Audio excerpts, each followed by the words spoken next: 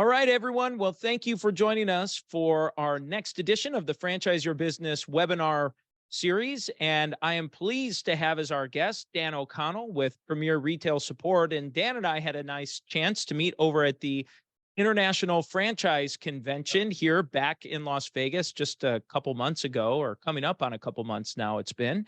And when we met, he had his program and what they're doing at their organization seems very easy to use and really, really, really effective in helping franchisors and franchisees find and identify the right location for location-based franchises. And so with that, I'd love, Dan, to turn things over to you just to do a little intro and give us a little background on you and Premier Retail Support. Okay. Thank you, Tom. Well, I've been in commercial real estate for over 30 years. I've worked for Sunglass Hut. I was with the director of franchise development over at GNC, General Nutrition, for over 10 years. Then I moved on to Family Dollar, Dollar Tree for 17 years. And for the last 4.5 years, I was the director of real estate for United Franchise Group that you may be familiar with. And they have 1,600 franchisees in under 10 brands in 80 countries around the world. And so I've supported franchisees throughout my whole career. And what I have found is that it's not really a level playing field between the established franchisors that have a full in-house real estate department and the mom and pops, emerging brands, entrepreneurs that are going out to look for a location. Premier Retail Support, I'm not a brokerage company. I'm not looking for tenant representation. What we did is that myself and my partners, we built a website, a virtual real estate department to teach the entire site selection process. How do you analyze trade areas? How do you, what characteristics go into a good location? All the way through what goes into a letter of intent, a lease negotiation. What are construction variables? What's the difference between a vanilla shell and a gray shell? All the way through to your grand opening. And then we also have, for the more established franchisees, timing of renewal. When do you do an option? How do you negotiate an option? What is norm? How do you get an exclusive? All the variables that an in-house real estate department would provide to their franchisees, we have built a website to explain all those variables so that those entrepreneurs that are signing a lease for 5 to 10 years, they'll have the same access to all the nuances and all the strategies of lease negotiation.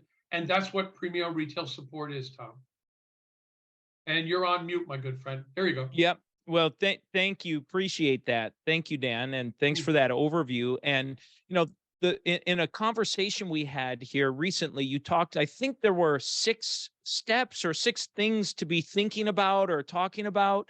And I'd love for you to talk through that, because that really stood out to me. It was really, really helpful, the level of detail you were able to go in with that. Okay. Actually, the 6 variables that you just referenced, Tom, we've all heard the expression location, location, location.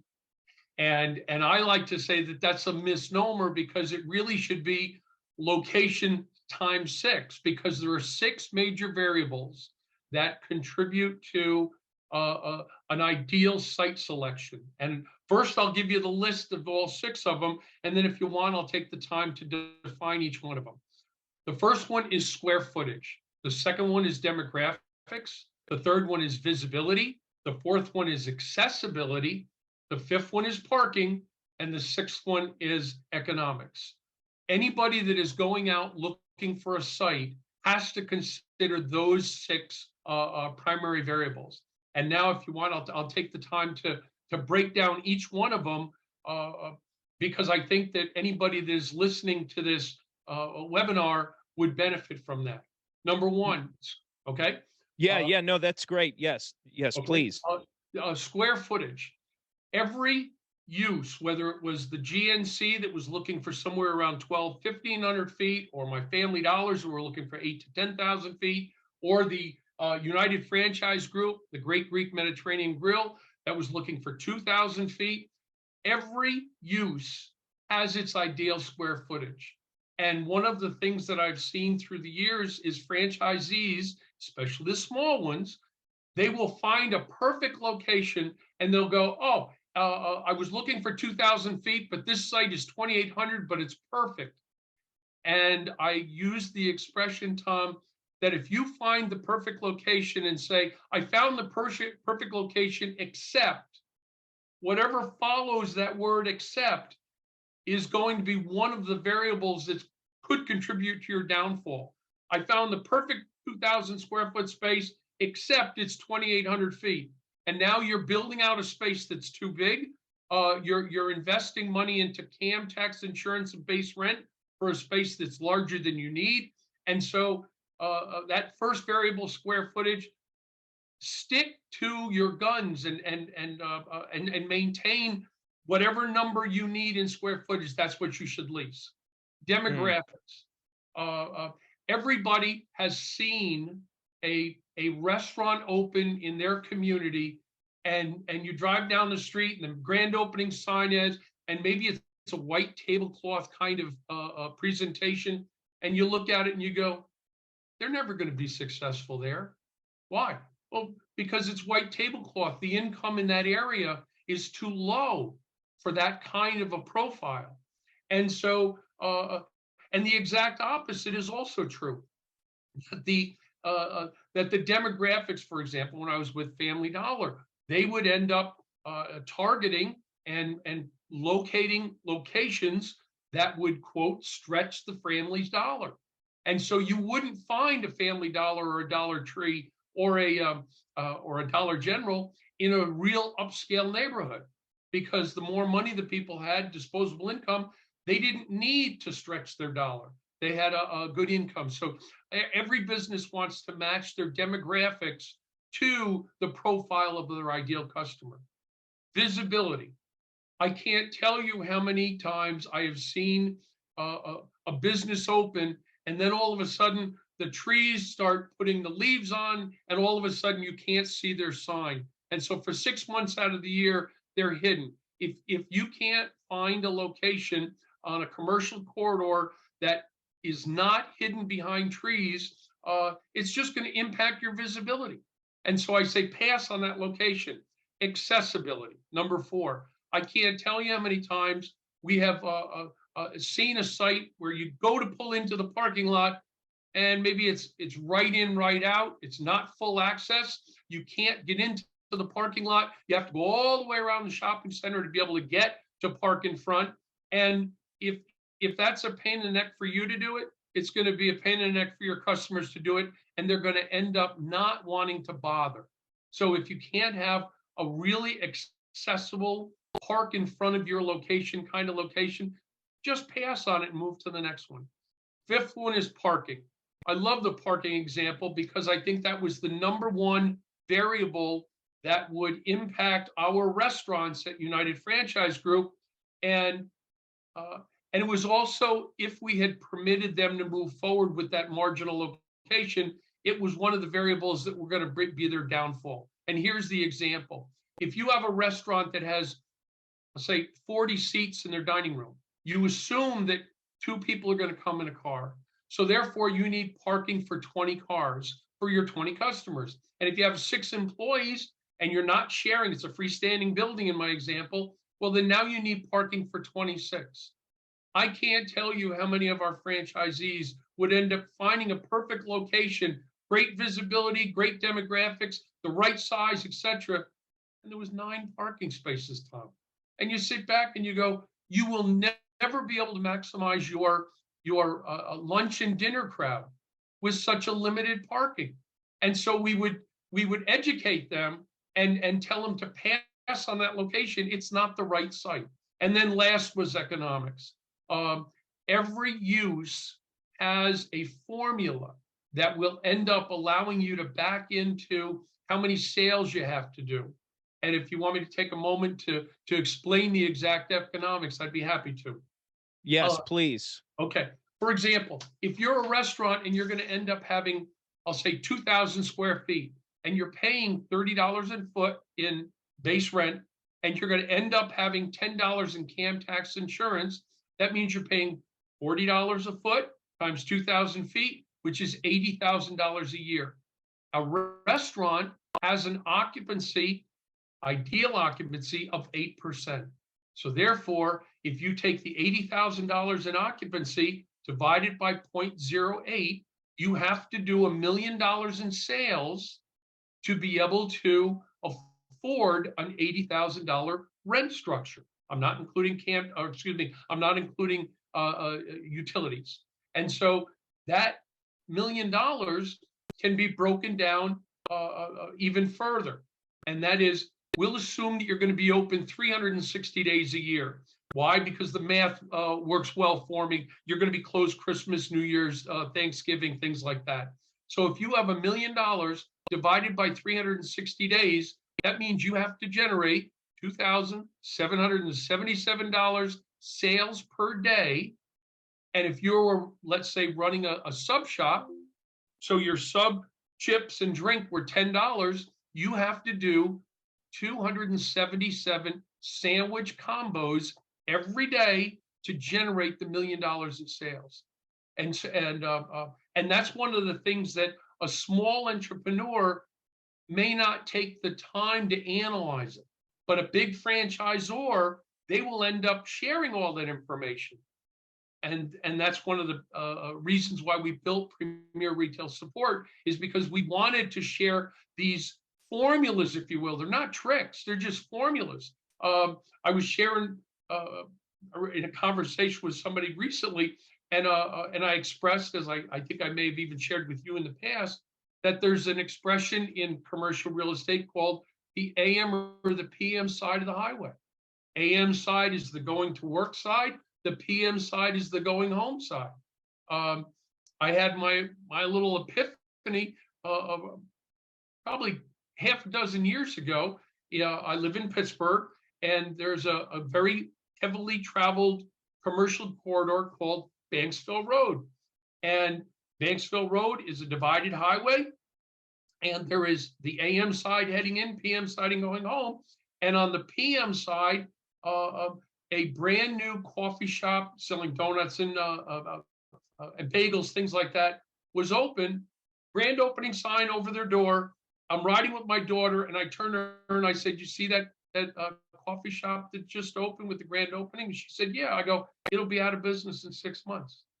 And she goes, "Why, Dad?" And I go, "Honey," I said, "it's on the PM side of the highway." I said, "Nobody's going to turn left." I said, "It's 8:30 in the morning." I said, "There's nobody in that drive-through." I said, "The place should be," they're just on the wrong side of the road. And these are not tricks. Here's another little stat to that if you go into a food court in a regional mall, typically is right off major parking lot. Do you know that 70% of the people that walk in will turn to their right? It's just a detail. I said, go to think about the next food court you walk in. You know where the Sbarro's is? It's on the right. The Noodles and Company, it's on the right. All the national chains are going to be on the right. Who's on the left? Those are all of the mom and pops. They didn't realize that that 70% of the people turn to the right. And so it's like I said, it's not a trick. It's just something that a full in-house real estate department will share all these variables with their franchisees. And as I know you know, Tom, that the franchisors, especially with the established brands, in their FDDs, they will end up having the right to approve the location. Why? Because the franchisees, 90% of the time, are the ones that are going to sign the lease, and they want to make sure that the franchisees don't pick a marginal location. They want to maximize their royalties. They want to maximize their advertising contribution. And so by helping the franchisee to choose the correct location to maximize the sales is what the big guys do for the big guys. But who's doing it for the little guys? Who's doing it for the guy that has a fabulous chicken recipe and does a fabulous chicken sandwich, and now he's got to open his second or third location, and he's got to weigh all those different variables. Where does he go for all that information until he gets to the point where he can afford to hire a VP of real estate? Yeah. Well, and this is a great segue. Where can he go? So let's talk about how Premier Retail Support helps in those areas and if in that exact situation there. Be happy to, Tom. What we have done is we have taken the entire site selection process and broken it down chronologically. What's the first step you do in analyzing demographics? Because you don't get in the car and just drive over, in my neighborhood, drive over to Washington Boulevard, Route 19, and end up starting just driving down the street looking for sites. First, you have to mirror your trade area with the demographics of your ideal customer. And once you do that, you're going to end up then looking for individual sites. And if you're in an upscale neighborhood, you may end up having, let's say, a Whole Foods as an anchor. Well, across the street, you may have an Aldi. The Aldi is going to bring in a different customer base than the Whole Foods is. And so the Premier Retail Support website takes every variable from demographic, site selection, what goes into a letter of intent, and we broke it down chronologically from you have your brand new business you want to open and all the way through to your grand opening. And it's an annual membership, Tom. And people have said, well, why wouldn't you have it a monthly membership, Dan? Because the process of analyzing the demographics, the trade areas, going to see the sites, generating a letter of intent, executing a lease, negotiating the lease, getting plans prepared, and then building your location is going to take you somewhere between 10 months to a year. And so we cover every one of those variables within the website. And if you say, well, I've already reached the point of having a letter of intent, then on our website, you could go right to that point and pick up and have the benefit of knowledge of everything from that point on. Okay. And that 10 months to a year timeline I just built, that's explained in detail on the website. And it's and you can visit the website 24/7. So that's an overview of the website and Yeah. And all the information that we provide on it. Well, thank you. And what's the best way, Dan, if someone's interested in either learning more or maybe they just say, I'm ready to sign up and try this out and see how it can help me. What's the next step for someone to take? If you visit www.premierretailsupport.com, not only can you see a lot of the information that's on the website before you join, but if you say, yes, I've got enough information, I've got enough exposure listening to this presentation, yes, I'd like to be a part of Premier Retail Support. On the website in the upper right-hand corner, there's a Join Now button. And when you click on that, you are one of two groups. You are either a subscriber, which means you're that franchisor, franchisee, or entrepreneur, or you're an industry support professional. And if you're an industry support professional, there's a form you would fill out. And that means that you want to be available and provide your services to the subscribers, to the franchisees. And so that's the easiest and fastest way for them to sign up. In addition, Tom, every page has a contact tab.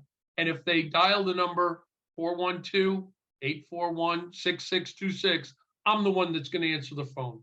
It will not roll to voicemail. It will not, you don't get a menu. There's not a menu to choose. If you call me, it'll just be, hi, Dan O'Connell with Premier Retail Support. How can I help you? Great. Well, Dan, I love everything you've shared here. This has been excellent. And I just ask, is there anything you're maybe hoping to share or communicate that you haven't had a chance to get across yet? This has been very succinct and to the point. Yeah.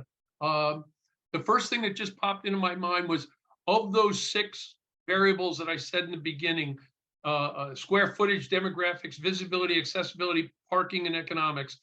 If you find yourself saying, I found the great location, except, turn down the location. Do not commit to a location that has that except in your own justification. That's one of the things that really does separate the corporate world from franchisees' emotions, is that corporate has no problem passing on a location. That's the beauty of commercial real estate. There's always another location. Great. Well, that's great closing advice. Dan, I really appreciate you being here and being a guest on our webinar today. Thank you so much. And Oh, to thank you, those of Tom. you, yeah, and to our audience and those of you tuning in, if you're looking for this great content, this will be published as a rebroadcast on our website, bigskyfranchiseteam.com, on our YouTube channel, and it will be made available on our podcast channel called Franchise Your Business. And if you have not subscribed to our marquee podcast called Multiply Your Success, please make sure you do so. I really appreciate all of your time, Dan, and to our guests for being here. Thank you so much. Have a great day, everyone. Thanks for tuning in.